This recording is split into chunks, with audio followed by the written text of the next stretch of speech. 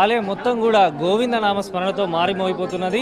ఎక్కడికక్కడి queue లైన్లు ఏర్పాటు చేసినప్పటికీ భక్తులు కూడా భారీ సంఖ్యలో బారులు తీరారు. అదేవిధంగా ఈరోజు ఆదివారం కావడం, సెలవు దినం కావడంతో కూడా భక్తులు పోటెత్తారని చెప్పవచ్చు.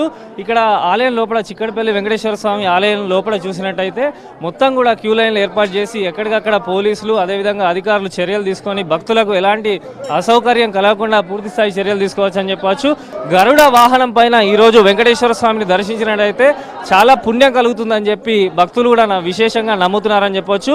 అసలు ఈ ముక్కోటి ఏకాదశి అంటే ఏంది, ఈ ముక్కోటి ఏకాదశి పర్వదినాన ఏ రకమైన నియమంతో ఉండాలి, అసలు ఈ ఏకాదశి విశిష్టతను మనతోని తెలిపేందుకు వెంకటేశ్వర స్వామి ఆలయ అర్చకులు ఉన్నారు. వారితో మాట్లాడదాం. అసలు చెప్పండి, ముక్కోటి ఏకాదశి అంటే ఏంది, దాని విశిష్టత ఏంది, ఈ రోజు ఏ రకమైనటువంటి నియమాలతో ఉంటే పుణ్యం కలుగుతుంది?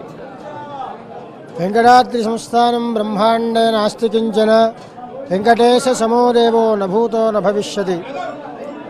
హైందవ సాంప్రదాయంగా ఆచరించేటువంటి పండుగలన్నీ కూడా చాంద్రమాన ప్రకారంగా ఆచరిస్తాము.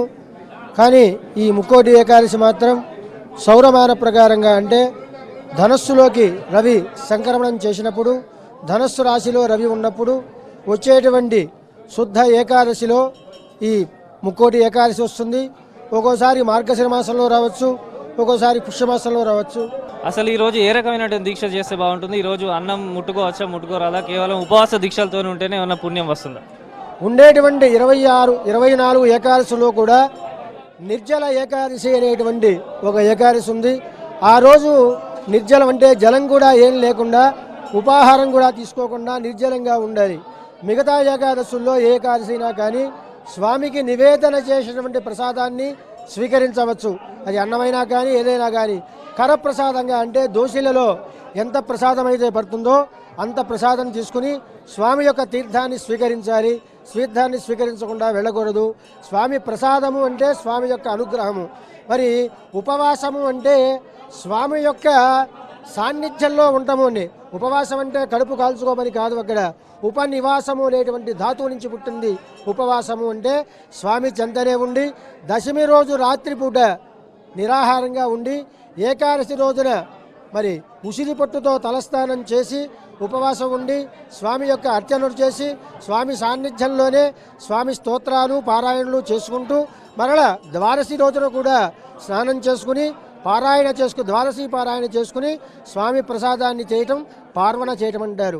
ఈ విధంగా కనుక చేసుకున్నట్లయితే ఇది ఏకాదశి యొక్క నియమం. అదేవిధంగా మనతోని మాట్లాడడానికి ఆలయ సంబంధించిన సిబ్బంది ఉన్నారు. వారిని అడిగి తెలుసుకుందాం. చెప్పండి, అసలు ముక్కోటి ఏకాదశి రోజున భక్తులకు ఏ రకమైనటువంటి ఏర్పాట్లు చేశారు, ఎంతమంది భక్తులు వస్తారు, ఎంతవరకు దర్శనాన్ని కొనసాగించే అవకాశం ఉన్నది? ఈసారి భక్తుల కోసం మేము ప్రత్యేకంగా 3 లైన్ క్యూ ద్వారం ఏర్పాటు చేసామండి. ధర్మ దర్శనము, శీఘ్ర దర్శనము, విఐపి వారి దర్శనము. ఈ ఒక్కోటి ఏకాదశి ఉదయం 2:30 నుంచి భక్తులు స్వామివారి దర్శనానికి వస్తున్నారు. సుమారుగా 1,00,000 నుంచి 1,00,000 మంది భక్తులు రావచ్చు. వీళ్ళందరి కోసం స్వామివారి ప్రసాదము, లడ్డు, వడ, పులిహార ఎటువంటి ఆటంకం కలగకుండా వాళ్ళకి ఇవ్వడానికి ఏర్పాట్లు చేసాం. అలాగే వాళ్ళు వాటర్ ప్యాకెట్స్ కూడా ఒక డోనర్ ద్వారా ఏర్పాటు చేయడం జరిగింది. పోలీసులు ఎంతమంది భద్రత కల్పిస్తున్నారు? పోలీసుల నుంచి ఎలాంటి రెస్పాన్స్? పోలీస్ డిపార్ట్మెంట్ వాళ్ళు మాకు పూర్తి సహకారం ఇస్తున్నారంటే అటువంటి దాంట్లో వాళ్ళు ఉదయం నుంచి మా దగ్గరే ఉండి మాకు పూర్తి సహకారం ఇస్తున్నారు. ప్రసాదంకు ప్రత్యేకమైన కౌంటర్లు అవన్నీ ఏర్పాటు చేయడం జరిగింది. ప్రసాదం కౌంటర్ కూడా 3 కౌంటర్లు ఏర్పాటు చేసామండి. అంటే ఎన్నిటి వరకు ద్వార ప్రవేశం కల్పించే అవకాశం ఉన్నది? ఈరోజు ఆలయం మొత్తం తెరిచే ఉంచుతారా? అంటే ఏ రకంగా ఉంటుంది ఈరోజు ఆలయం? ఈరోజు ఆలయం మొత్తం తెరిచే ఉంటుందండి. రాత్రి 10:30 వరకు ఆలయం తెరిచే ఉంటుంది. భక్తులు వచ్చిన దాన్ని బట్టి 10:30 కావచ్చు, 11 కావచ్చు. భక్తులు తగ్గిన తర్వాతే ఆలయం మూసివేయటం జరుగుతుంది. అది మొత్తానికి చూసినట్టయితే ముక్కోటి ఏకాదశి పర్వదిన సందర్భంగా వైష్ణవ ఆలయాలన్నీ కూడా కిటకిటలాడుతున్నాయని చెప్పొచ్చు. భక్తుల కోసం పూర్తి స్థాయి సౌకర్యాలు ఏర్పాటు చేసిన ఆలయ సిబ్బంది రాత్రి 11 గంటల వరకు కూడా స్వామివారికి దర్శించుకునే విధంగా భక్తులకు సౌకర్యం కల్పించారని మనం చెప్పవచ్చు. ఇది ఇక్కడ చిక్కడపల్లి వెంకటేశ్వర స్వామి ఆలయంలో ఉన్నటువంటి తాజా పరిస్థితి. Over to studio.